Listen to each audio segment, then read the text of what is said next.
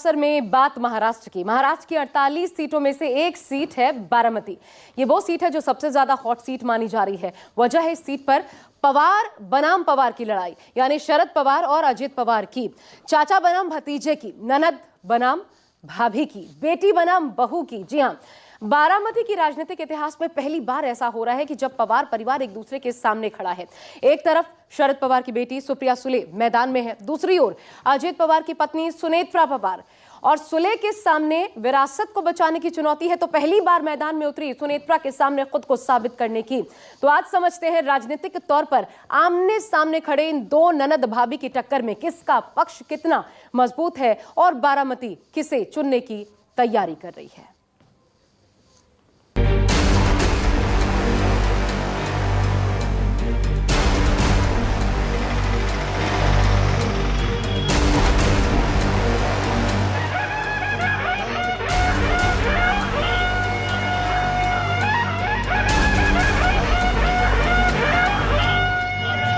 2024 का चुनावी शोर अब जोर पकड़ रहा है।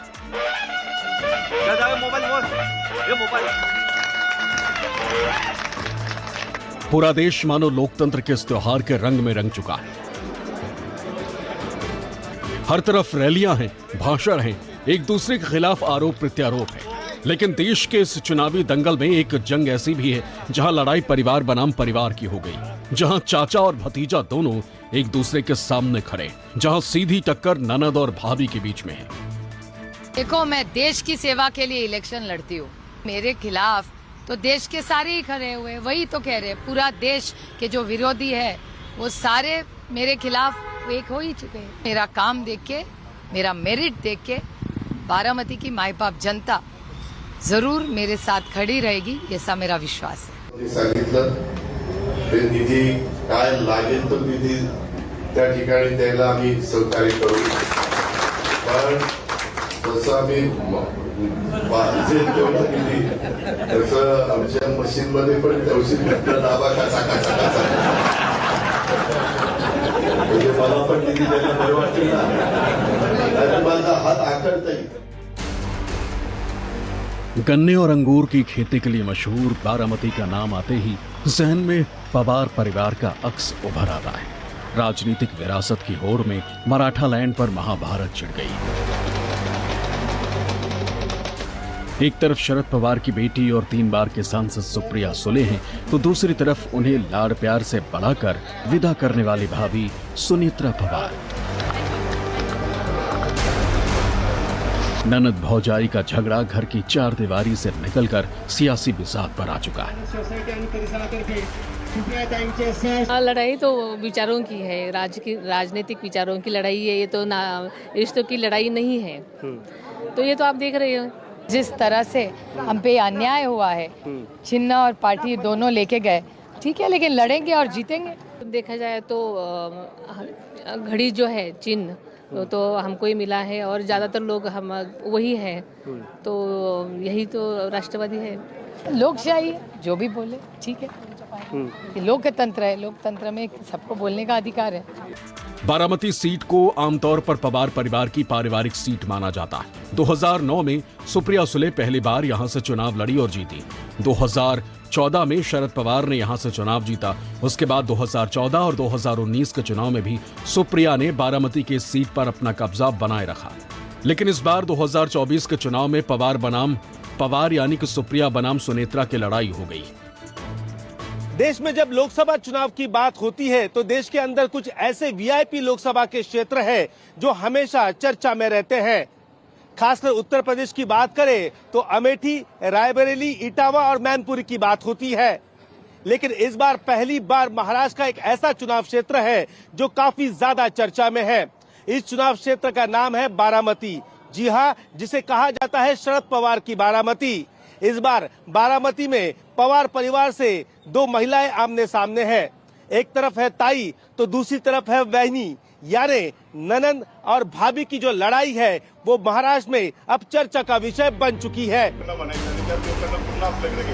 बारामती की सड़कों पर चुनावी जंग भले ही ननद और भाभी में हो, लेकिन पर्दे के पीछे असल लड़ाई चाचा भतीजे की है। जो भतीजा कभी चाचा का हनुमान था, आज वो उन्हीं की राजनीतिक लंका भस्म करने की ठान चुका है। एनडीए का हिस्सा बनने में चाचा और भतीजे में ऐसी ठनी की दोनों की सियासी राह अलग हो गई। पार्टी टूटी, परिवार बटा, अब बारामती का मराठा कौन, इसकी जंग छिड़ गई।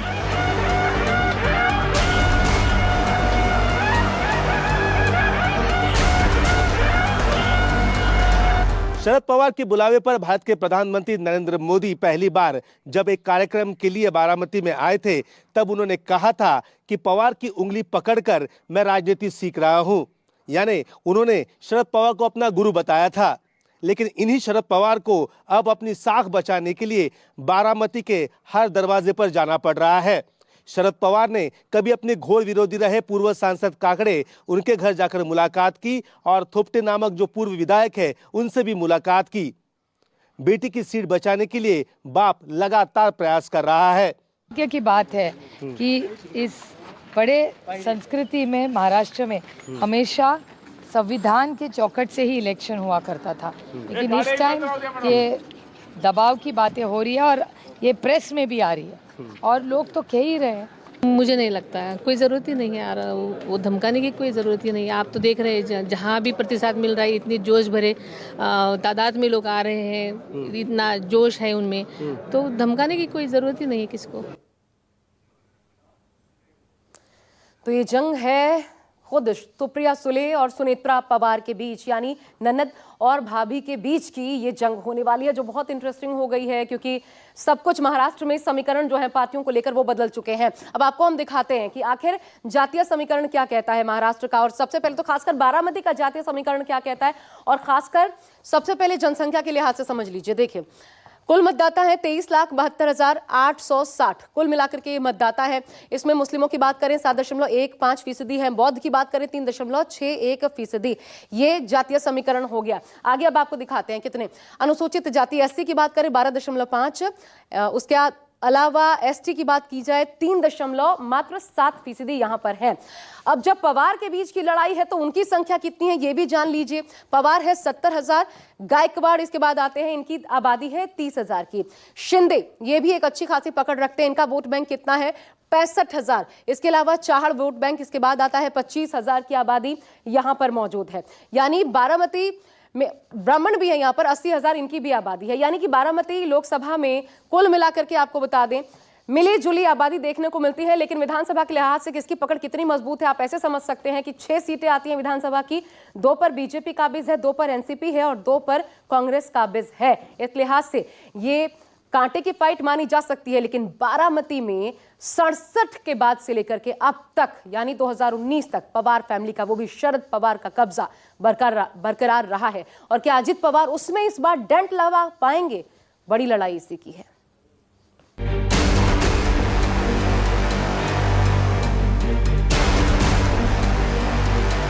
वो दोनों ये किए है ना, पवार साहब और वो दोनों ये किए है ना, विकास तो दोनों ने ही किया है, ऐसा नहीं गए इस बारे में। हर घर में वही प्रॉब्लम है।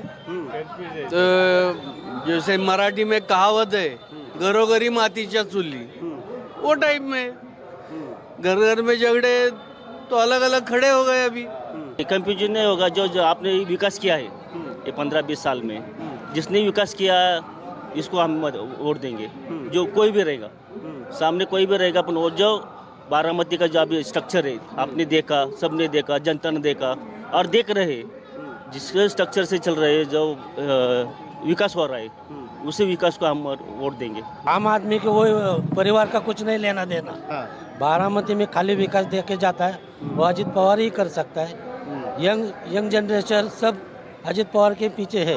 भारत में या फिर महाराष्ट्र में अगर कोई सबसे ज्यादा विकसित लोकसभा का क्षेत्र है तो वो क्षेत्र है बारामती लोकसभा क्षेत्र। अक्टूबर 2015 में यहाँ पर तत्कालीन वित्त मंत्री अरुण जेटली आए थे। उन्होंने बारामती का दौरा किया और कहा कि यहाँ आकर लगता है कि ग्रामीण क्षेत्र में विकास हुआ है। अगर देश में 100 बारामती और हो जाए तो सही मायने में भारत विकसित देश कहलाएगा। बारामती के सियासी सफरनामे पर गौर करें तो 1957 में पहली मर्तबा चुनाव हुए और कांग्रेस के केशव राव जेधे ने जीत दर्ज की। इसके बाद 1962 के चुनाव में गुलाब राव जेधे सांसद बने। 1967 में कांग्रेस के तुलसीराम जाधव ने जीत का कारवा जारी रखा। 1972 के चुनाव में भी आर.के. खाडिलकर ने कांग्रेस के इकबाल को बुलंद किया, लेकिन 1977 के चुनाव में जनता पार्टी के संभाजी राव काकड़े ने कांग्रेस के किले में सेंधमारी लगा दी। 1980 में कांग्रेस के शंकर राव बाजीराव पाटिल ने हिसाब किताब चुकता कर लिया। 1984 के चुनाव में कांग्रेस का हाथ पकड़कर शरद पवार ने बारामती में जीत का आगाज किया, लेकिन 1985 में जनता पार्टी के संभाजी राव काकड़े ने एक बार फिर जीत हासिल की। 1991 के चुनाव में कांग्रेस से शरद पवार के भतीजे अजित पवार ने जीत दर्ज की। कुछ महीनों के बाद हुए उपचुनाव में चाचा शरद पवार दोबारा सांसद पहुंचे। 1998 तक कांग्रेस के हाथ पकड़कर शरद पवार ने बारामती से हैट्रिक लगाई।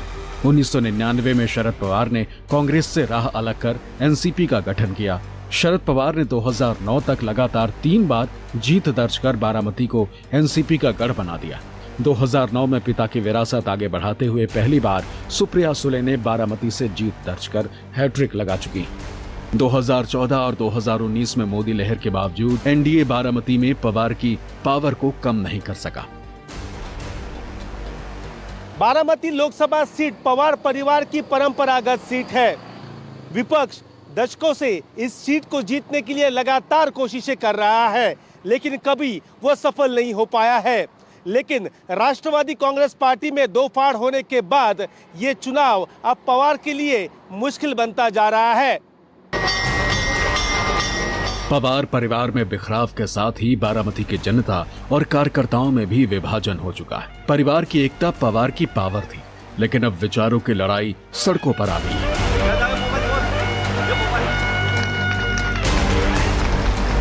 आज संविधान बचाने के लिए आज आप देख रहे हैं महंगाई बढ़ रही है, बेरोजगारी बढ़ रही है। आप देखेंगे आईआईटी के 40% लोगों को नौकरी नहीं मिल रही है, जो एक IIT was the flagship school of India.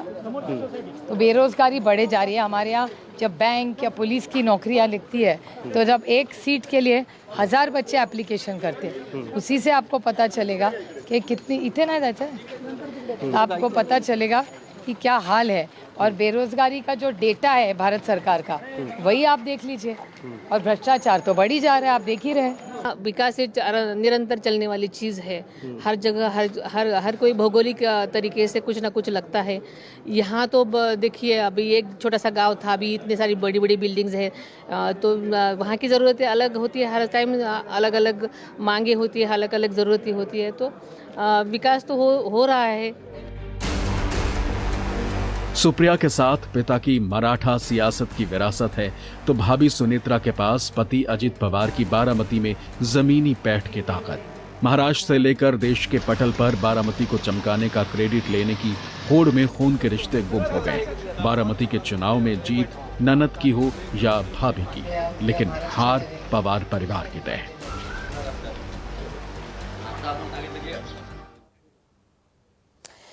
तो एक परिवार ही नहीं, दो महिलाएं भी आमने सामने हैं। एक परिवार के दो लोग आमने सामने हैं। अब आपको हम दिखाते हैं ननद वर्सेस भाभी, यानी कि वहीनी की लड़ाई में कौन कितना मजबूत है और किसकी कौन सी ऐसी कड़ी है जो इस चुनाव नुकसान पहुंचा सकती है। मजबूत और जो कमजोर पक्ष है उसकी आइए बात करते हैं। सबसे पहले तो देखिए, चेहरे पहचान लीजिए। आपको सुप्रिया सुले नजर आ रही हैं, सुनेत्रा पवार नजर आ रही हैं।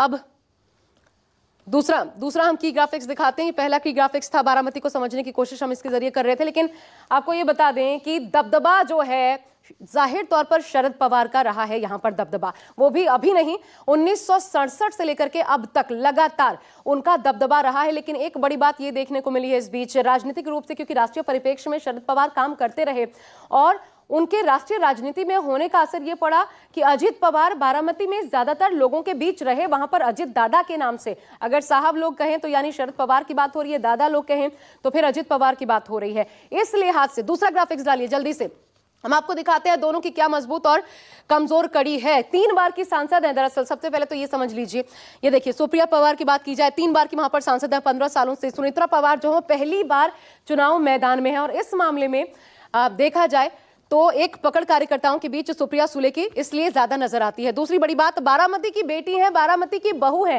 हालांकि बारामती के लोगों का झुकाव जाहिर तौर पर अपनी बेटी की तरफ ज्यादा नजर आता है, लेकिन असरदार होता है कि नहीं चुनाव में, ये देखना होगा। तीसरी बड़ी बात देखिए, आखिर कौन सी मजबूत और कमजोर कड़ी, अगर उनकी बात करें, कार्यकर्ताओं से सीधे कनेक्ट है, 15 साल से हैं तो जाहिर तौर पर कनेक्ट होगा। कार्यकर्ताओं के बीच सीधी पकड़ नहीं है, पहली बार चुनाव मैदान में वो उतर रही हैं, लेकिन आपको हम ये भी बता दें कि क्षेत्र में काम करती रही हैं। सुप्रिया सुले के मुकाबले जरूर कमजोर है, लेकिन ये भी क्षेत्र में रही हैं, और ऐसे में इस बात से लोग उनको कितना पहचान पाते हैं या अजित पवार के नाम पर ही वोट पड़ता है, ये बड़ी बात। सुप्रिया सुले, पिता की ढलती उम्र का फायदा इनको मिल सकता है, पिता की यहाँ पर माफ कीजिएगा, पति की बगावत का इनको नुकसान हो सकता है। एक लोगों में नाराजगी भी, जो बगावत की, पार्टी तोड़ी, उसके बाद सिंबल भी ले लिया, चुनाव चिन्ह उन्हीं के पास है, ये तमाम चीजें नुकसान पहुंचा सकती हैं। लेकिन यहाँ पर ढलती उम्र, क्योंकि एक इमोशनल कनेक्ट है और उसका फायदा मिल सकता है सुप्रिया सुले को, ऐसा माना जा रहा है इस चुनाव में। इसके अलावा पिता की राष्ट्रीय स्तर पर सक्रियता, और सुनेत्रा पवार के क्या खिलाफ जाता है या फायदे में जाता है, वो है पति का महाराष्ट्र की राजनीति का फायदेमंद। ये सीधा सीधा उनको इस चुनाव फायदा पहुंचा सकता है, जैसा मैंने आपको पहले ही बताया, क्योंकि राष्ट्रीय राजनीति पर ज्यादा ध्यान केंद्रित रहा शरद पवार का, और उनकी जगह पर बारामती पर लगातार अजित पवार काम करते रहे, और ऐसे में बारामती में उनकी एक अच्छी खासी पहचान, और इसका फायदा सुनेत्रा पवार को इस चुनाव में मिल सकता है। इसके अलावा साहब और दादा की जो छवि है वो भी मायने रखती है यहाँ पर, यानी शरद पवार को साहब माना जाता है और इसके अलावा दादा माना जाता है अजित पवार को। चुनाव चिन्ह का छिनना, ये एक बड़ा नुकसानदायक फैक्टर हो सकता है। अजित पवार को घड़ी मिली है चुनाव आयोग की तरफ से, ये सीधा सीधा सिंबल इनको दे दिया गया। जो लोग पढ़े लिखे नहीं हैं, एक बड़ी आबादी ऐसी भी है जो जानती है घड़ी चुनाव चिन्ह है साहब का, और अगर उस प्रकार वोट हुआ तो फिर यहां पर नुकसान हो जाएगा और यहां पर इसका फायदा मिल जाएगा। और वही साहब की छवि और दादा की छवि अब कौन कारगर साबित होती है इस चुनाव देखना होगा, लेकिन लड़ाई हर मोर्चे पर यहां बेहद इंटरेस्टिंग नजर आती है। फायदा भी पवार का और नुकसान भी होगा तो पवार का।